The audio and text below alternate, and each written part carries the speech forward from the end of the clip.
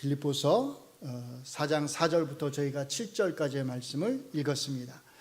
여기에는 4개의 명령형이 나온다고 말씀을 드렸어요. 2개는 우리가 이미 살펴보았습니다. 기뻐하라 라고 하는 명령형하고 너희 관용을 모든 사람에게 알게 하라고 하는 2개의 명령형을 우리가 이미 살펴보았습니다. 오늘은 이제 마지막으로 3번째와 4번째 명령형, 염려하지 말라와 하나님께 아뢰라고 하는 명령형을 살펴보려고 합니다. 이 2개의 명령은 서로 별개로 떨어져 있는 것이 아니라 함께 연결되어 있습니다.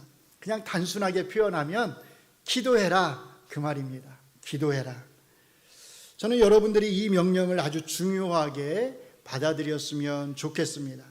제가 지난 3일간 집회 첫날에도 말씀을 드렸듯이 저희 교회는 말씀을 굉장히 중요하게 강조합니다. 저는 이것이 잘못이라고 생각지 않습니다. 교회 공동체 안에서 그 무엇보다 중요한 것은 말씀입니다. 말씀보다 중요한 것은 없습니다. 그런데 제가 염려하는 게 이제 한 가지 있는데, 이렇게 말씀을 강조하다 보니까 혹시라도 여러분들에게서, 여러분 마음에서 기도에 대한 중요성이 조금 약화될까 봐 제가 사실은 조금 염려가 되는 부분이 있습니다. 그래서 제가 지난 3일간 집회 제목도 일부러 뭐라고 잡았냐면 말씀과 기도 집회 이렇게 우리가 잡았던 거예요. 사실은 말씀을 강조하시는 목사님들이 대개 이런 집회를 이렇게 계획을 할 때 뭐라고 잡냐면 말씀 사경에 요즘 그렇게 되게 제목을 잡습니다. 들어보셨죠? 말씀 사경이라는 말. 굉장히 좋은 표현 같아요. 말씀을 잘 가르치고 배우는 모임, 뭐 그런 뜻으로 말씀 사경이 이렇게 하는 거거든요. 저도 그 제목 표현이 좋다고 생각을 합니다. 그런데 그럼에도 불구하고 제가 일부러 말씀과 기도 집회 이렇게 잡은 것은 우리 교회가 말씀을 강조하지만 그럼에도 불구하고 우리가 기도를 절대 소홀히 하지 않는다라고 하는 것을 사실은 심어주고 싶었던 것입니다. 그리고 실제로 우리는 3일간 말씀을 들었을 뿐만 아니라 말씀을 듣기 전에 앞서서 30분 동안 우리가 열심히 기도하고 하나님 앞에 또 찬양도 올려드렸습니다. 그래서 얼마나 감사한지 모릅니다. 꼭 저는 우리 교회가 말씀과 기도 그리고 찬양이 항상 잘 조화를 이루는 그런 교회로 성장해 갔으면 좋겠습니다. 우리는 왜 기도를 소홀히 해서는 안 되는 걸까요? 우리가 하나님 앞에 기도를 드린다고 하는 것은 도대체 어떤 의미가 있는 것일까요? 물론 우리가 이것을 여러 가지로 표현을 할 수 있겠지만 저는 이렇게 표현을 하고 싶습니다. 우리가 하나님 앞에 기도를 드린다고 하는 것은 하나님이 내 삶에, 나의 삶에 관심을 가지고 계시며 내 삶에 직접적으로 간섭하시는 하나님이시라고 하는 것. 내 삶의 주권자는 내가 아니라 하나님이시라고 하는 믿음의 고백, 신앙 고백, 그것이 바로 기도입니다. 저는 여러분이 이것을 잘 기억하셨으면 좋겠습니다.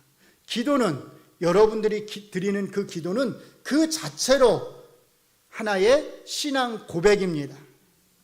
하나님이 내 삶에 간섭하신다고 하는 신앙 고백이고, 하나님이 나에게 관심을 가지고 있다고 하는 신앙 고백이고, 하나님이 내 삶의 주인이라고 하는, 내 삶의 주권자는 오직 하나님이시라고 하는 그런 신앙 고백이 바로 기도입니다. 이 모든 사실이 의미하는 것은 여러분이 성경의 하나님을 믿는다는 것입니다. 이게 중요합니다. 기도는요, 성경이 말하는 그 하나님을 믿는다고 하는 하나의 신앙 고백입니다. 역으로 말하면 기도를 하지 않는다고 하는 것은 그 안에 어떤 의미가 들어있는 거예요? 성경이 말하는 하나님을 믿는 것이 아니라는 뜻이 그 안에 들어가 있는 겁니다. 아니, 성경이 말하지 않는 하나님도 있을까? 이렇게 생각하시는 분이 있을지 모르겠어요. 있습니다. 어떤 하나님이냐면 이실론적 하나님입니다. 이실론이라고 하는 것이 있습니다. 제가 언젠가 여러분들에게 사실 말씀드린 적이 이미 있습니다. 이실론의 하나님은 어떤 하나님이냐면 기도할 필요가 없는 하나님입니다. 이실론의 하나님은요, 세상을 창조하신 하나님입니다. 하나님이 세상을 창조하셨다고 하는 것을 믿습니다. 그런데 그럼에도 불구하고 하나님이 세상을 창조하셨지만 이 세상의 일들에 관여하지 않는 하나님이라고 생각을 합니다. 하나님은 세상을 창조만 해놓으셨지 이 세상의 일에 관심이 없으십니다.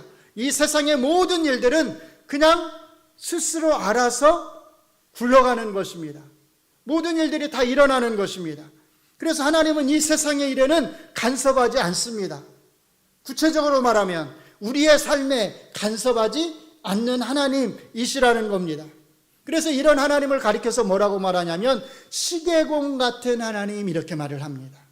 여러분들이 해변을 걷다가, 바닷가 해변을 걷다 어떤 시계를 하나 발견했다고 생각을 해보세요. 그럼 어떤 생각이 드냐면, 이 시계를 만든 사람 누가 있다? 시계공이 있겠구나, 이렇게 생각을 하실 거예요. 시계공이 시계를 만들었으니까 이 시계가 해변가에 떨어져 있고 그 시계가 돌아가고 있는 것이겠죠. 그 시계공은 이 시계를 만들어서 태엽을 감아놓고 신경 쓰지 않아도 됩니다.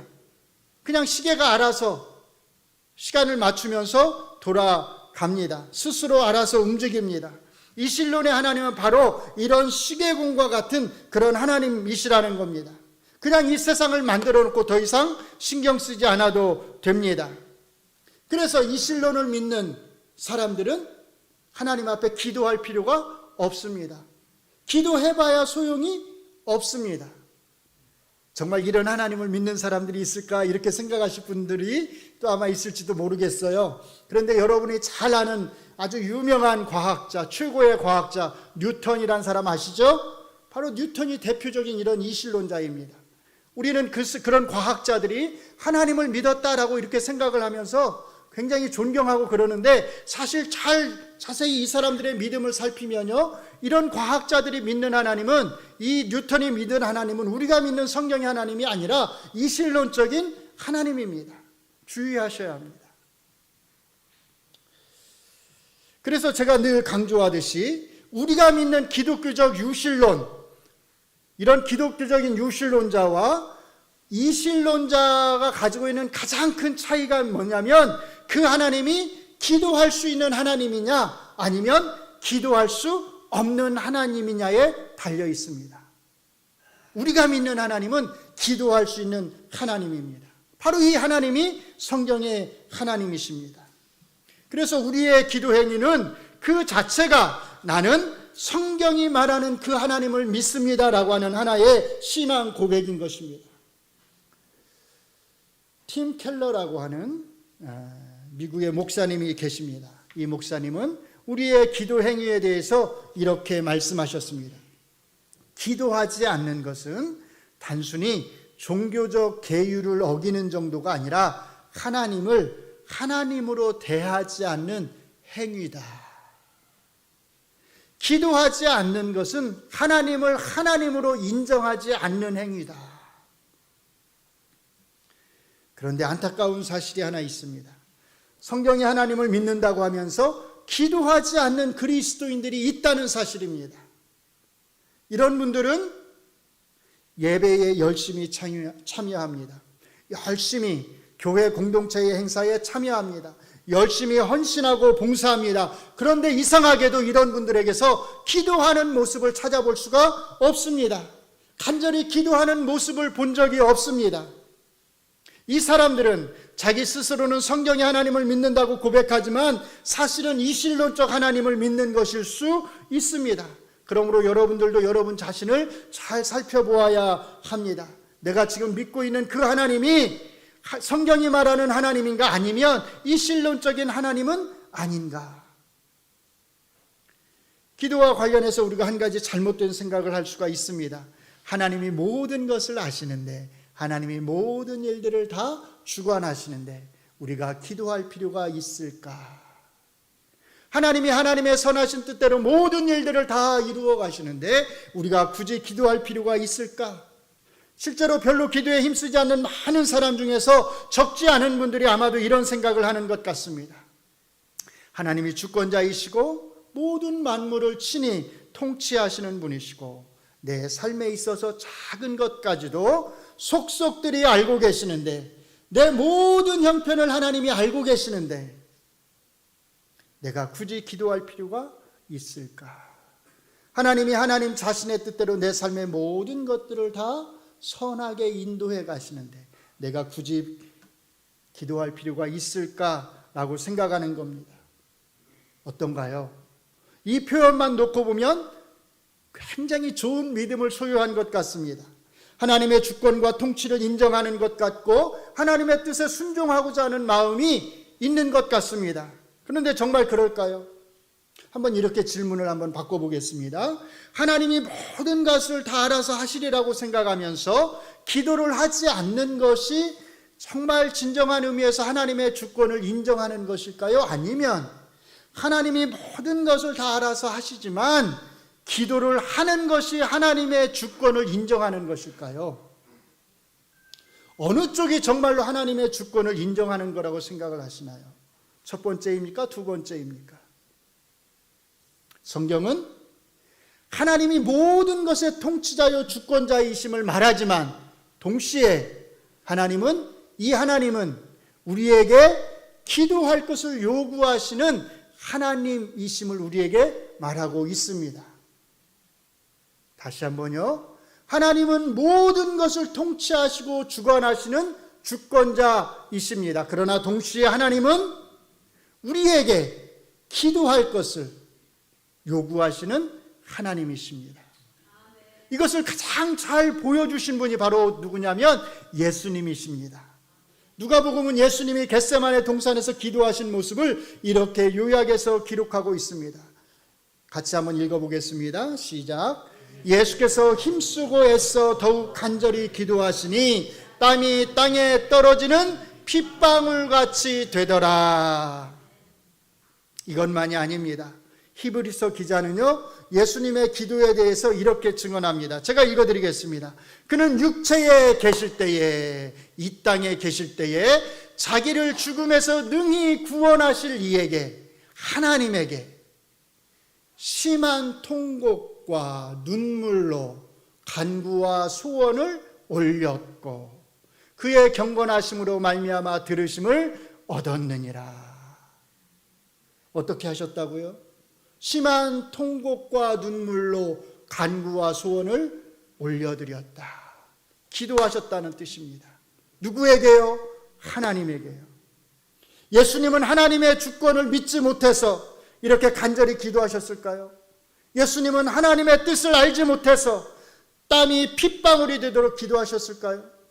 예수님은 그 누구보다 하나님의 뜻을 더 잘 아시는 분이었습니다. 그러나 그럼에도 불구하고 예수님께서는 자기의 마음 속에 있는 그 속마음을 하나님 앞에 드러내놓고 기도하셨습니다.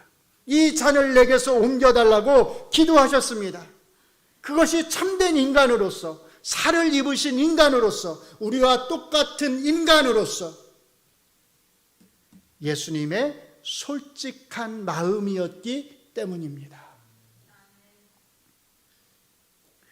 우리가 원하는 것, 우리가 바라는 것을 하나님에게 구하는 것은 잘못이 아닙니다. 우리는 예수님처럼 우리가 원하는 것이 무엇인지를 아주 정확하게 하나님께 구할 수 있어야 합니다. 그러나 중요한 것은 그것이 하나님의 뜻이 아님을 알았을 때 그 하나님 앞에 순종하는 것입니다.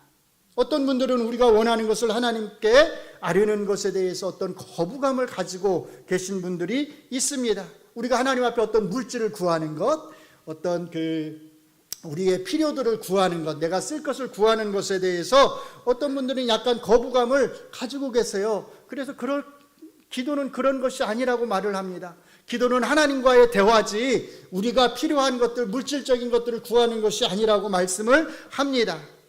그러나 결코 그렇지 않습니다. 기도가 하나님과의 대화는 맞지만 그 대화 속에는 우리가 원하는 것이 무엇인지를, 내가 필요한 것들이 무엇인지를 정확하게 하나님 앞에 아뢰는 것 역시도 그 안에 포함이 됩니다. 제가 오늘 강조하고자 하는 것은 기도는 그 자체로 하나님의 주권을 인정하고 하나님이 우리의 삶에 간섭하심을 인정하는 하나의 신앙 고백의 행위라는 것입니다. 내가 드린 그 기도가 내가 원하는 대로 이루어지든 이루어지지 않든 사실 그 문제는 별개의 문제입니다. 그 다음의 문제입니다. 그러므로 우리는 기도의 응답과 상관이 없이 기도하기를 멈추어서는 안 되는 것입니다. 한 가지 분명한 사실이 있습니다. 우리의 기도가 우리가 원하는 대로 응답이 되느냐 되지 않느냐와 상관이 없이 우리의 모든 기도는 우리의 응답되지 않는 기도까지도 하나님 앞에 올려지고 있다는 사실입니다. 하나님이 우리의 모든 기도를 다 듣고 계시다는 사실입니다. 사실은 이것이 중요합니다. 요한계시록 5장 8절 말씀은 그래서 이렇게 말씀합니다. 제가 읽어드립니다. 그 두루마리를 취하심에 네 생물과 24장로들이 그 어린 양 앞에 엎드려 각각 검은과 향이 가득한 금 대접을 가졌으니 이 향은 뭐라고요? 성도의 기도들이라. 성도의 기도들이라. 우리의 모든 기도가, 여러분의 모든 기도가 서로 그것이 응답되지 않은 기도라 할지라도 하나님 앞에 다 올라가고 있다는 뜻입니다. 우리의 기도가 결코 헛되지 않다는 뜻입니다. 하나님이 우리가 드린 모든 기도들을 다 기억하신다는 뜻입니다. 그래서 우리의 기도 응답과 상관이 없이 우리가 드리는 그 기도는 그 자체로 의미가 있습니다. 그러므로 우리는 항상 깨어서 기도해야 합니다. 물론 그렇다고 해서 우리가 기도 응답을 받을 것을 기대하지 않으면서 기도해야 한다고 하는 말은 아닙니다. 내가 기도하면 하나님께서 내 기도에 응답해 주실 것이다 라고 하는 이런 기대를 갖지 말고서 기도하라고 하는 말이 아닙니다. 당연히 우리는 우리가 기도하는 대로 하나님께서 내 기도에 응답해 주실 것이다 라고 하는 그런 기대감을 가지고 기도해야 합니다. 이것에 대해서 스펄전 목사님은 이렇게 말씀하셨습니다. 응답받기를 기대하지 않으면서 기도하는 자는 하나님의 자비의 보좌를 조롱하는 것이다. 응답받기를 기대하지 않으면서 기도하면 어떻게 하는 거라고요? 하나님의 보좌를 조롱하는, 하나님 자신을 조롱하는 거라고. 왜요? 하나님은 우리의 기도에 응답해 주시기를 원하시는 하나님이시고 실제로 우리의 기도에 응답해 주시는 하나님이시기 때문입니다. 그렇기 때문에 우리는 기도할 때 반드시 나의 기도를 하나님이 응답해 주실 것이다 라고 하는 이런 간절한 소망과 기대를 가지고서 기도하는 것이 마땅합니다. 제가 지금까지 설명드린 것들을 여러분들이 잘 기억하시면서 이제 오늘 본문으로 돌아와서 6절 말씀을 보시면 이렇게 말씀합니다. 아무것도 염려하지 말고 다만 모든 일에 기도와 간구로 너희 구할 것을 감사함으로 하나님께 아뢰라. 염려하지 말고. 무슨 뜻이죠? 이 말은 염려거리가 있다는 뜻입니다. 염려할 그런 문제들이 있다는 것입니다. 그리스도인에게도 염려거리가 있습니다. 당연합니다. 그리스도인이 되었다고 해서 모든 염려에서 해방되는 것은 아닙니다. 우리가 다 알잖아요. 우리가 경험자들이잖아요. 그리스도인이 되었다고 해서 모든 일들이 다 잘 풀리는 게 아니잖아요. 우리 그리스도인들에게도 여러 가지 삶의 문제들이 있을 수 있습니다. 그리스도인과 그리스도인이 아닌 사람들을 구별해주는 표지가 뭘까요? 그리스도인들에게는 고통이나 어려움, 어떤 질병 같은 것이 임하지 않고 그리스도인이 아닌 사람들에게는 그런 것들이 임하는 것을 통해서 그리스도인과 그리스도인이 아닌 사람들이 구별되는 걸까요? 그렇지 않잖아요. 우리가 다 아는 사실입니다. 고통과 고난, 어려움, 염려, 근심은 믿는 자와 믿지 않는 자에게 똑같이 옵니다. 육체의 질병은 믿는 자와 믿지 않는 자를 구별하지 않습니다.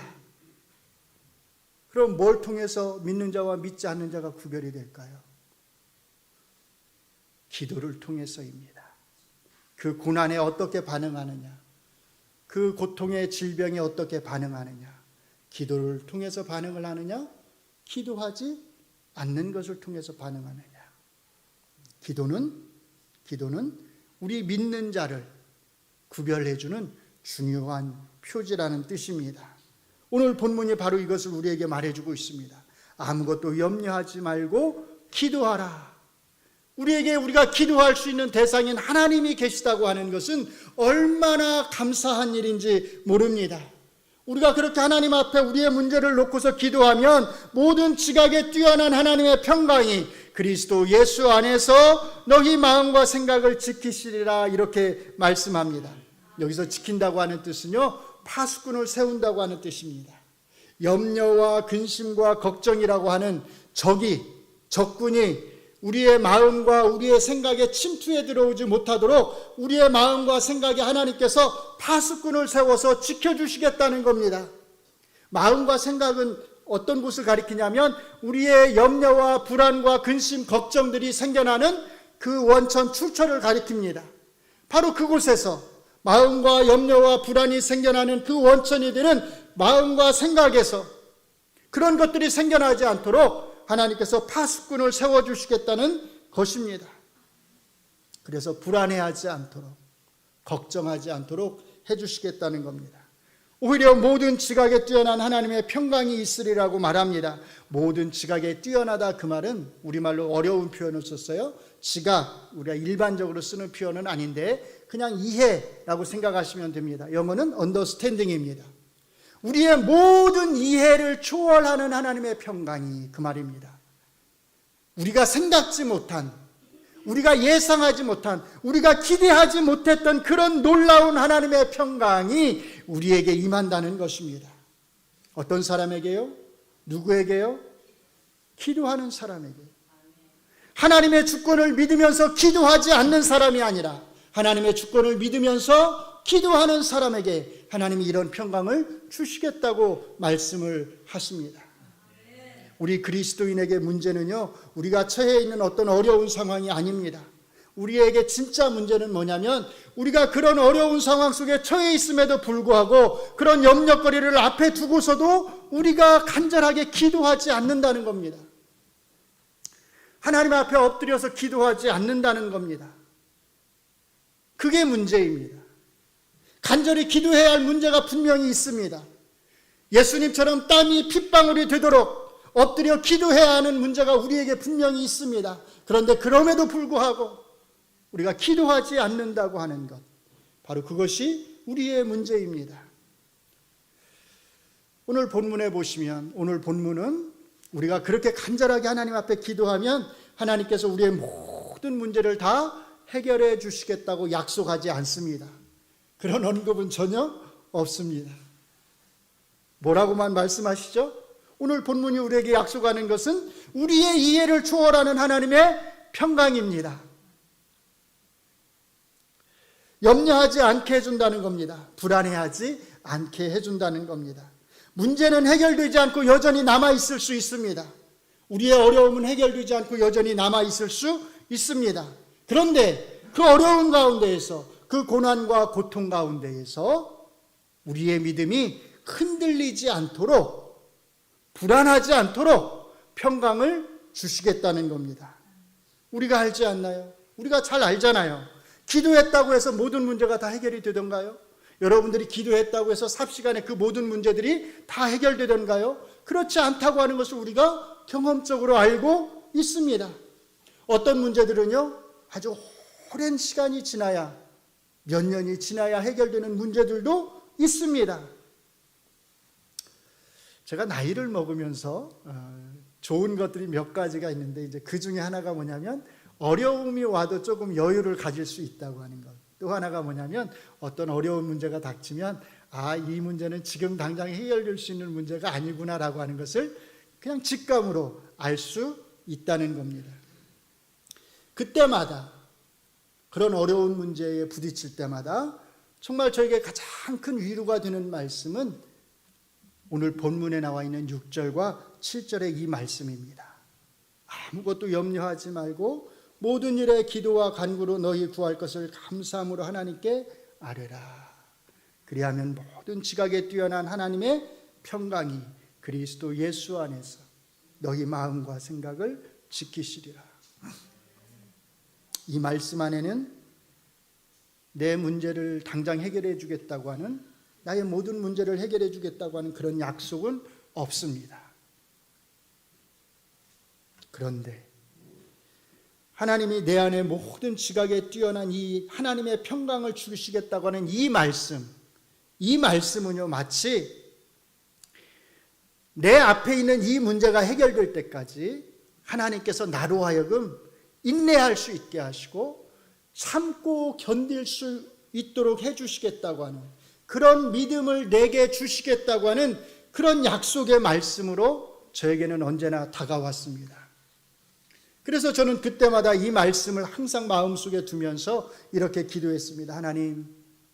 하나님께서 이 문제를 해결해 주실 때까지, 이 문제가 언제 해결될지는 모르겠지만 하나님께서 이 문제를 해결해 주실 때까지 참고 견딜 수 있는 믿음을 내게 주시옵소서.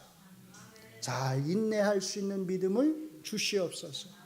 염려하지 않게 하시고 불안해하지 않게 하여 주시옵소서. 저에게는 이 말씀이 이런 뜻이라고 생각이 듭니다. 우리의 이해를 초월하는 하나님의 평강은 우리의 문제가 해결될 때까지 우리로 하여금 참고 견디며 인내할 수 있도록 그렇게 붙들어 주리라는 것입니다. 우리의 모든 기도가 다 우리가 바라는 대로 응답되는 것은 아닙니다. 우리의 모든 기도가 다 즉각적으로 응답되는 것도 아닙니다. 그러나 하나님은 우리의 기도를 통해서 우리가 참고 인내할 수 있도록, 그 모든 어려움들을 견뎌낼 수 있도록 평강을 주시겠다고 우리에게 약속하십니다. 사랑하는 성도 여러분, 간절히 기도해야 할 그런 기도의 제목이 있는데도 혹시라도 기도하지 않고 있지는 않습니까? 정말 무릎 꿇고 하나님 앞에 엎드려서 기도해야 될 그런 기도의 제목이 있음에도 불구하고 하나님이 알아서 하시겠지, 하나님이 주권자시니까 모든 것을 선하신 대로 인도하시겠지라고 생각하면서 기도하지 않고 있지는 않습니까? 기도하셔야 합니다. 기도하셔야 합니다. 여러분의 기도를 통해서 하나님은 역사하십니다. 기도하셔야 할 때입니다. 혼자서 속으로 염려하고 불안해하지 말고 하나님께 간절히 절박한 심정으로 기도하셔야 합니다. 어떤 어려움이 우리에게 닥친다 하더라도 우리에게는 그 어려움에 맞설 수 있는 기도가 있습니다. 기도에 무기가 있다고 하는 것을 기억하십시오. 그리고 그 기도의 무기를 잘 사용하셔야 합니다. 마지막으로 한 번 더 강조하면서 말씀을 마치도록 하겠습니다. 기도는 그 자체로 하나님의 주권을 인정하고 하나님이 우리의 삶에, 바로 내 삶에, 보잘것없는 나의 삶에 간섭하신다고 하는 하나의 신앙 고백입니다. 기도는 나는 성경이 말씀하는 그 하나님을 믿습니다라고 하는 신앙 고백입니다. 그러므로 기도하기를 쉬지 않기 바랍니다. 감사함으로 하나님께 아뢰기를 바랍니다. 그리하면 우리의 모든 이해를 초월하는 하나님의 평강이 우리의 마음과 생각을 지켜줄 것입니다. 기도하겠습니다. 하나님, 기도하게 하여 주시옵소서. 하나님의 주권을 믿기 때문에 기도하지 않는 것이 아니라 하나님의 주권을 믿기 때문에 더 간절하게, 더 열심히 기도하게 하여 주시옵소서. 우리 동작중앙교회가 그렇게 기도하는 교회가 되기를 원합니다. 우리 동작중앙교회에 속해 있는 모든 성도들이 정말로 하나님 앞에 간절히 기도하는 성도들이 되기를 원합니다. 우리 교회 안에 말씀과 기도가 잘 균형을 이루기를 원합니다. 기도해야 될 문제가 있음에도 불구하고 혹이라도 우리가 나태하여서 하나님의 주권을 믿는다고 하는 핑계로 기도하지 않은 채 그냥 주저앉아 있지는 않습니까?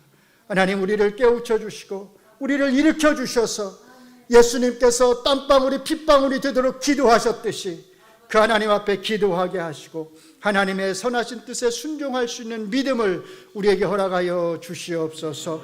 예수님 이름으로 기도합니다. 아멘.